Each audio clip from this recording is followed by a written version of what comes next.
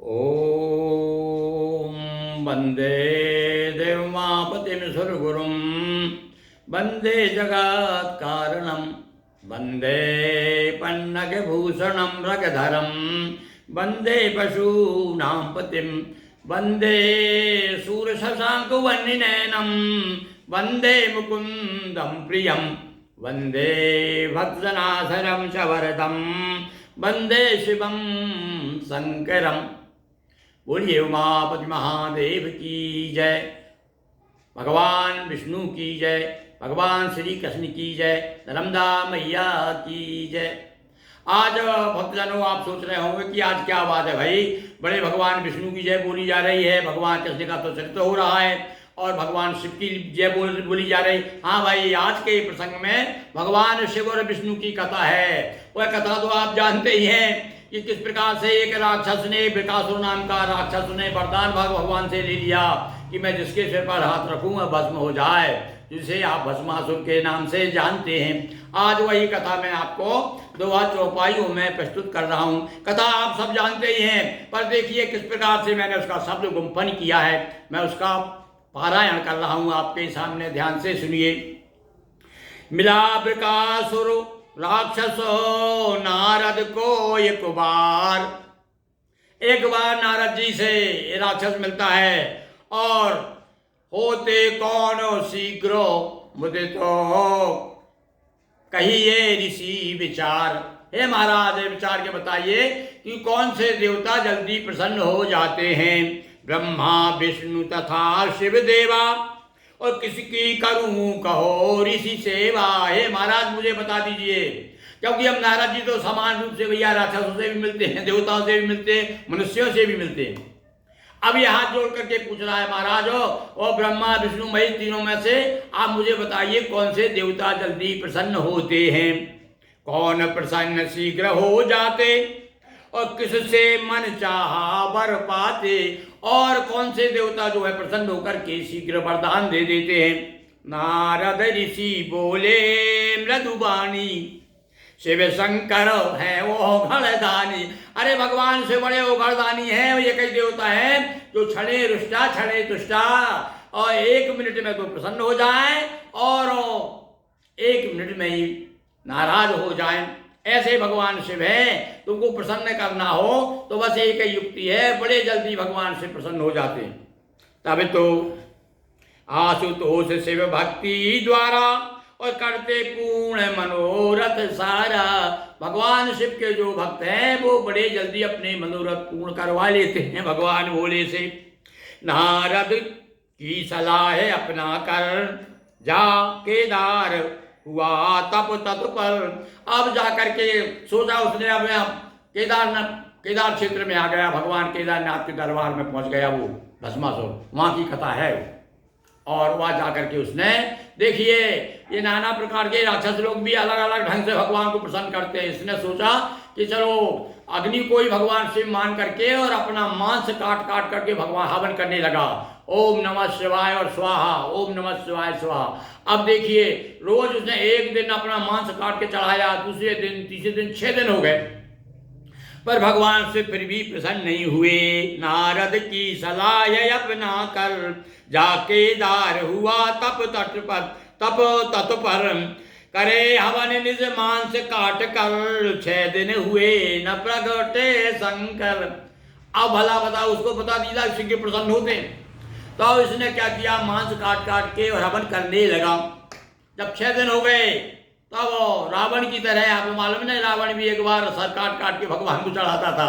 तो इसने भी कि विचार कर लिया कि अच्छा मैं अपना सिर ही चढ़ा देता हूँ, सिर का हवन करता हूँ। और कुल्हाड़ा लेकर के सिर काटने जो ही तैयार हुआ, अरे भगवान भोलेनाथ तो आप सभी जानते हैं कि एक भक्त तो जो है शंकर जी की पिंडी पे चढ़ गया था, क्योंकि उसे चुराना था, वो घंटा लगा हुआ था। और वो जाके जो चढ़ा, और भगवान इतने भोलेनाथ हैं, भंडारी हैं कि उन्होंने सोचा कि अरे सब लोग तो बील पत्ती चढ़ाते हैं, कोई धतूरा चढ़ाते हैं, कोई कुछ चढ़ाते, देखो ये तो कैसा मेरा भक्त है, खुद ही चढ़ गया मेरे ऊपर, और भगवान प्रकट हो जाते हैं। ऐसे ही यहाँ पर जब इसने देखा कि अब तो मैं अपने गर्दन चढ़ा दूंगा, तो कुल्हाड़ा उठा करके तब करे हवन निज मांस काट कर 6 दिन हुए न प्रगटे शंकर, तब निज शीश काटने तत्पर हुआ 7वें दिवस निशाचर। ज्यों ही हाथ कुल्हाड़ी लेकर और लगा काटने प्रगटे शंकर, ज्यों ही कुल्हाड़ी हाथ में उठा करके मारने को तैयार हुआ, भगवान भोलेनाथ तुरंत प्रकट हो गए। कहा वत्स मत प्राण गवाओ, अरे भाई तू अपना प्राण क्यों त्याग रहा है, मैं आ गया हूं। भगवान से प्रकट हो गए, उसमें अग्नि में से हुआ, हवन में से हवन करने वाला था। क्या अभिलाष मुझे बतलाओ, मुझे बता तू क्या चाहता है। अरे मैं तुझ पर प्रसन्न हूं प्रसन्न मांगो वरदाना। ओ कहा बृकासुर हे भगवाना, तब हाथ जोड़ करके बृकासुर कहने लगा, जिस सिर पर मम कर आ जाए उसकी देह भस्म हो जाए। महाराज मुझे तो ऐसा वरदान दीजिए कि मेरा हाथ उसके सिर पर भी चला जाए, मैं जिस पर हाथ रख दूं अपना वह भस्म हो जाए। और न कुछ चाहूं वरदाना, और कुछ नहीं चाहिए मुझे, बस यही यह वर दीजिए कृपा निधाना। आशुतोष भोले भंडारी, हाँ भाई भगवान का एक क्या नाम है, भोलेनाथ कहते हैं सब उनको।